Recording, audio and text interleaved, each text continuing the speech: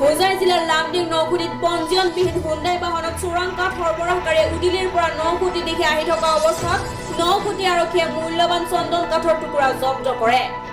গাড়ীখনৰ পৰা উদ্ধাৰ কৰে প্ৰায় 10-12 বেগ মূল্যৱান কাঠৰ টুকুৰা, কিন্তু আটক কৰিবলৈ সক্ষম নহল কাঠ সৰবৰাহকাৰী। কাঠখিনিৰ বজাৰ মূল্য প্ৰায় 10ৰ পৰা 12 লক্ষাধিক টকা বুলি জানিব পৰা গৈছে। নৌখুটি আৰক্ষীয়ে এই ঘটনা সন্দৰ্ভত তদন্ত অব্যাহত ৰাখিছে। এই ধৰণৰ বিশেষ সূত্ৰে গম পালোঁ যে উদালিৰ পৰা এখন নাম্বাৰবিহীন গাড়ী তথা এইখনেই আৰু আহি আছে বুলি মোক খবৰ জনালে। তাৰ ভিতৰত কিবা সন্দেহজনক মাল আছে বুলি মই আকৌ সেইফালে আকৌ ঘূৰি গ'লোঁ থানা ফালৰ পৰা গৈ পেলাই দেখিছোঁ 1 নং ৰামসিং গাঁৱত এইখন গাড়ী সিফালৰ পৰা আহি থকা অৱস্থাত মই যেতিয়া আগভৰি ধৰিলোঁ, তেতিয়া গাড়ী মানে এই ড্ৰাইভাৰ আৰু এজন মানে তাৰ লগত আহিছিলে, তেওঁলোক পলাই গুচি গ'ল। তাৰপিছত পিছত আমি খেদিলোঁ, কিন্তু ধৰিব নোৱাৰিলোঁ। কিন্তু এতিয়া মানে গাড়ীখন লৈ আহিছোঁ। কি আছে গাড়ীখনত দেখিছোঁ এতিয়া চন্দন কাঠ অলপ আছে, আগৰো আছে এইটো অৱশ্যে মই আগৰ আছে নেকি এইটো মই ধৰিব নোৱাৰোঁ, কিন্তু চন্দন কাঠ বুলিয়ে গম পাওঁ। আৰু কিমান টকা মূল্য বৰ্তমান?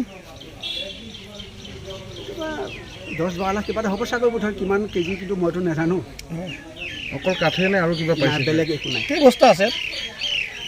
বস্তা মানে এটা আছে আৰু বেগ আছে বোলে 2-3টামান আছে হ'বলৈ। বৰ্তমানে গাড়ীখন কি কৰিব?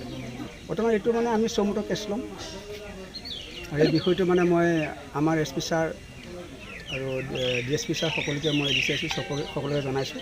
তেওঁলোকে ক'লে গাড়ীখন থানালৈ লৈ যাওক, আৰু যদি এণ্ট্ৰি দিব দি পেলাই আপোনাৰ আমি কেছ ল'ব লাগিব।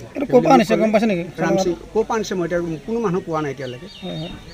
এতিয়া আপুনি জব্দ কৰিছে? মই এতিয়া জব্দ কৰিছোঁ। গাড়ীখন কি গাড়ীখন?